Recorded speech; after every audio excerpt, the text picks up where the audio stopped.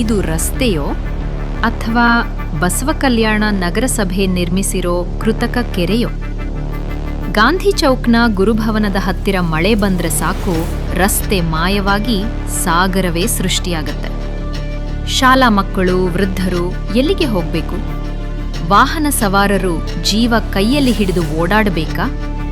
ಕ್ಷೇತ್ರದ ಶಾಸಕರಾದ ಶರಣು ಸಲಗರ ಅವರೇ, ಎಲ್ಲಿದ್ದೀರಿ ನೀವು?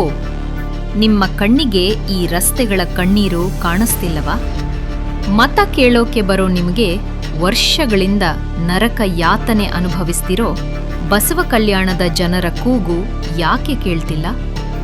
ಶಾಸಕರೇ, ಬಸವ ಕಲ್ಯಾಣದ ಹೃದಯ ಭಾಗದಲ್ಲೇ ಈ ಸ್ಥಿತಿ ಇದ್ರೆ ನೀವು ಮಾಡ್ತಿರೋ ಅಭಿವೃದ್ಧಿ ಕೆಲಸಗಳಾದ್ರೂ ಏನು?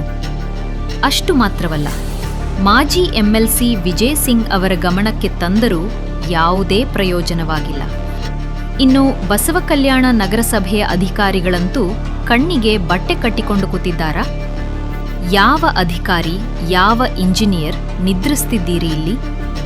ಸಮರ್ಪಕ ನಾಲೆ, ಚರಂಡಿ ವ್ಯವಸ್ಥೆ ಮಾಡಲು ನಿಮ್ಗೇನೋ ಗ್ರಹಚಾರ ಹಿಡಿದಿದೆಯಾ? ಸಾಮಾಜಿಕ ಹೋರಾಟಗಾರ ಧನರಾಜ್ ರಾಜೋಳೆ ಸೇರಿದಂತೆ ಸ್ಥಳೀಯರು 1000 ಬಾರಿ ದೂರು ನೀಡಿದ್ರೂ ಅಧಿಕಾರಿಗಳ ಕಿವಿಗೆ ತಲುಪಿಲ್ಲ.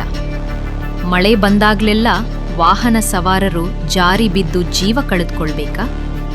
ಶಾಲಾ ಮಕ್ಕಳು ಈ ಕೆಸರು ನೀರಿನಲ್ಲಿ ಬಿದ್ದು ದೊಡ್ಡ ಅನಾಹುತ ಸಂಭವಿಸಿದ ಮೇಲೆ ಎಚ್ಚೆತ್ಕೊಳ್ತೀರಾ?